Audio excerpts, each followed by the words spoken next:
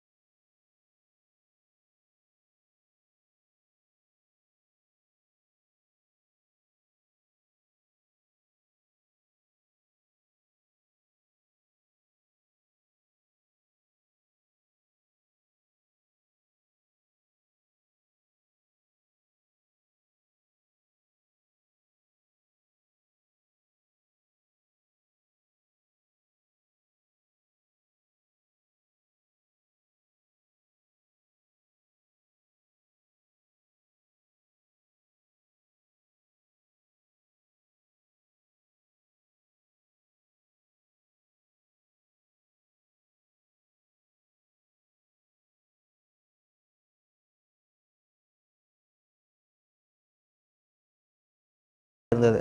அதெல்லாம் என்னோடய குடும்ப கஷ்டத்தினால ஒதுக்கி வச்சுட்டு நான் வேலைக்கு போக ஆரம்பிச்சிட்டேன்.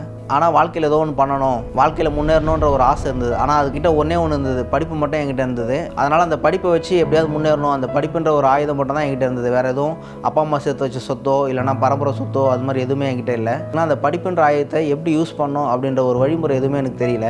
சுற்றத்தாரின் ஏச்சுக்கும் பேச்சுக்கும் ஆளான நிலையை மாற்ற உறுதி பூண்டு சாதிக்க வெறிகொண்டு காஞ்சிபுரம் மண்ணில் காலடி வைத்தார்.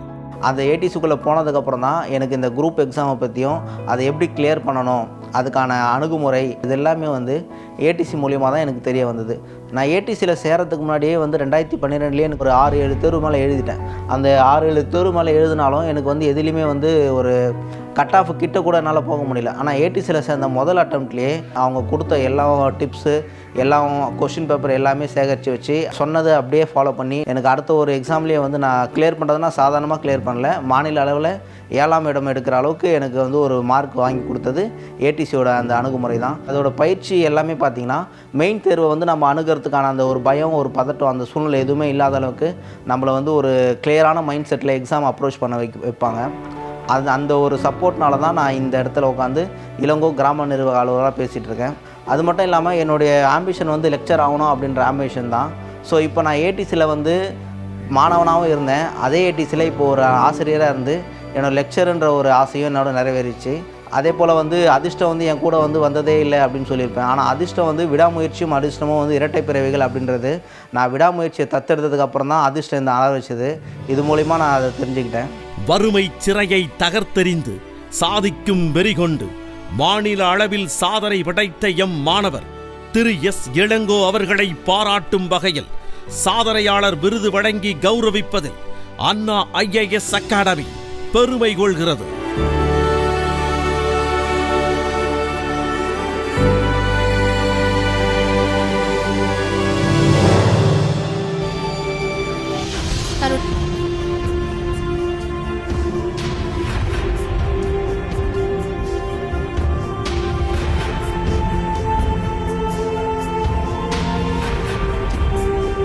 குடும்ப சூழ்நிலையால் ஒரு சமயம் தன்னுடைய கனவு தகர்ந்து போனாலும் படிப்புங்கிற அந்த ஒரு ஆயுதத்தை வச்சு தன்னுடைய கனவை மீட்டெடுத்திருக்காரு திரு எஸ் இளங்கோ. அவருக்கு சாதனையாளர் விருதை நம்ம பெரிய கைத்தட்டல்.